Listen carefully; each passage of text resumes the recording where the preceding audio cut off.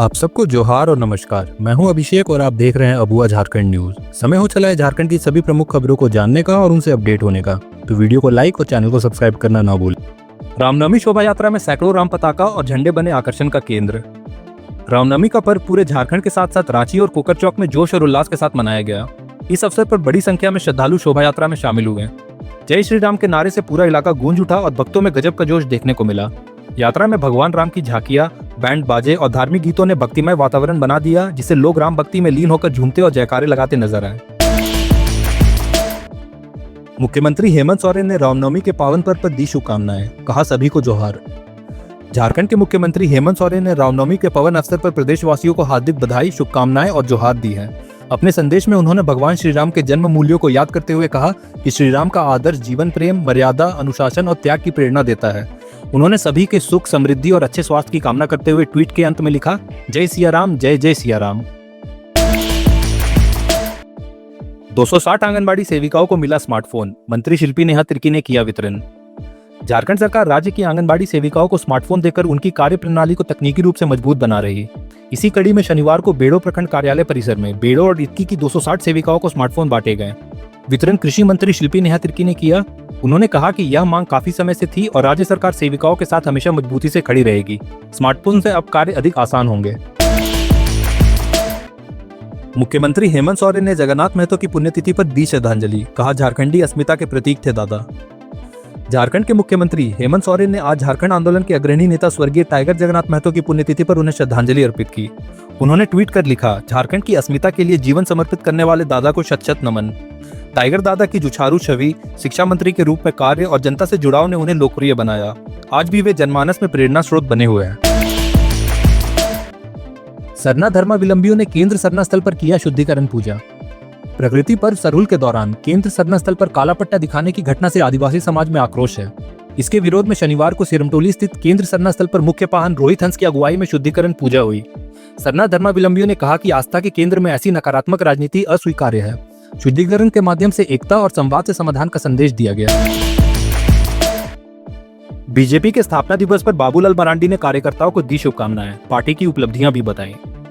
Bharatiya Janata party के 46वें स्थापना दिवस पर पूर्व मुख्यमंत्री और वरिष्ठ नेता बाबूलाल मरांडी ने पार्टी कार्यकर्ताओं को शुभकामनाएं दी। उन्होंने ट्वीट कर पार्टी की वैचारिक नींव और उपलब्धियों को याद किया। पंडित दीनदयाल उपाध्याय, डॉक्टर श्यामा प्रसाद मुखर्जी और अटल बिहारी वाजपेयी को श्रद्धांजलि भी अर्पित की। मरांडी ने राम मंदिर, अनुच्छेद 370 और मोदी के नेतृत्व को पार्टी की ताकत बताई। रामनवमी जुलूस की अनुमति नहीं मिलने पर चंपई सोरेन ने सरकार पर साधा निशाना। पाकुड़ में रामनवमी आयोजन समिति को शोभा यात्रा की अनुमति नहीं मिली। 6 अप्रैल को प्रस्तावित इस आयोजन में दस्तावेजों की कमी और सुरक्षा कारणों के चलते प्रशासन ने इजाजत से इनकार किया। पूर्व मुख्यमंत्री चंपई सोरेन ने इसे धार्मिक अधिकारों का हनन बताया और राज्य सरकार पर पक्षपात का आरोप लगाया। प्रशासन ने विधि व्यवस्था का हवाला देकर यह फैसला लिया। हिंदू विरोधी तत्वों के दबाव में है राज्य सरकार, रामनवमी जुलूस की अनुमति नहीं मिलने पर बाबूलाल मरांडी।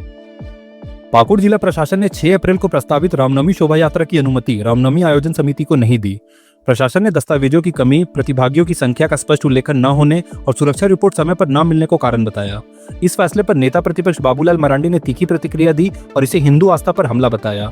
उन्होंने सरकार पर पक्षपात और तुष्टीकरण का आरोप भी लगाया। राज्यकर्मी स्वास्थ्य बीमा योजना पर प्रशिक्षण कार्यशाला। रांची समाहरणालय सभागार में शनिवार को राज्यकर्मी स्वास्थ्य बीमा योजना पर 1 दिवसीय प्रशिक्षण कार्यशाला आयोजित की गई। इसमें विभिन्न विभागों के सहायक और कंप्यूटर ऑपरेटरों ने भाग लिया। कार्यक्रम की अध्यक्षता जिला नोडल पदाधिकारी मोनी कुमारी ने की। तकनीकी टीम ने पोर्टल पर आवेदन, दस्तावेज अपलोडिंग और सत्यापन प्रक्रिया के साथ तकनीकी समस्याओं के समाधान की जानकारी दी। देवघर के रामानंद ने 49.01 मीटर डिस्कस फेंक जीता कांस्य पदक। गुजरात के नाडियाड में आयोजित भारतीय ओपन एथलेटिक्स चैंपियनशिप 2025 में देवघर के रामानंद सिंह ने 49.01 मीटर डिस्कस फेंक कर झारखंड के लिए कांस्य पदक जीता। यह उनका राष्ट्रीय स्तर पर पहला मेडल है। रामानंद भारतीय सेना में कार्यरत है और पूर्व में ईस्ट जोन में भी मेडल जीत चुके हैं। उनकी सफलता पर जिला भर में खुशी है और बधाइयों का सिलसिला जारी है।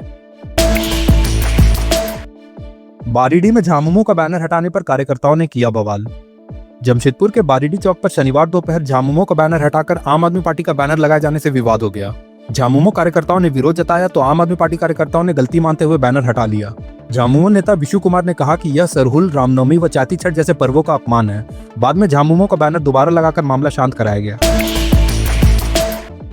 सचिवालय सहायक और निजी सचिवों से लाखों की वसूली संभव नहीं।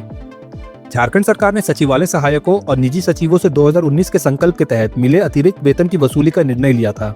इस पर सुप्रीम कोर्ट ने साफ कहा है कि नियोक्तों की गलती से हुए अतिरिक्त भुगतान की वसूली नहीं की जा सकती जब तक वह धोखाधड़ी या गलत बयानी से न ली गई हो। इससे अब वसूली की संभावना कमजोर हो गई है और सचिवालय कर्मियों को बड़ी राहत मिली है। झारखंड में मौसम का यू टर्न, इन जिलों में आंधी तूफान के साथ होगी बारिश, अलर्ट जारी। झारखंड के मौसम में इस सप्ताह बड़ा बदलाव देखने को मिलेगा। 11 अप्रैल तक धनबाद, देवघर, दुमका, गिरिडीह, गोड्डा, जामताड़ा, पाकुड़ और साहिबगंज में बारिश और वज्रपात की संभावना है। येलो अलर्ट जारी करते हुए लोगों से सतर्क रहने की अपील की गई है। तापमान में भी गिरावट दर्ज होगी और हवाएं 30 से 40 किलोमीटर प्रति घंटे की रफ्तार से चलेगी, जिससे गर्मी से थोड़ी राहत मिल सकती है। 3 महीने से बाघ ने इलाके को बनाया ठिकाना, गौशाला के 15 पशु गायब, वन विभाग ने लगाए 40 कैमरे। दलमा वन्य प्राणी आश्रयणी में बेतला टाइगर रिजर्व से आया बाघ 3 महीनों से डेरा डाले हुए है। अब तक गौशाला के 15 पशु गायब हो चुके हैं, जिससे कांटजोड़, जोनाडी और तुलिन जैसे गांव में दहशत का माहौल है।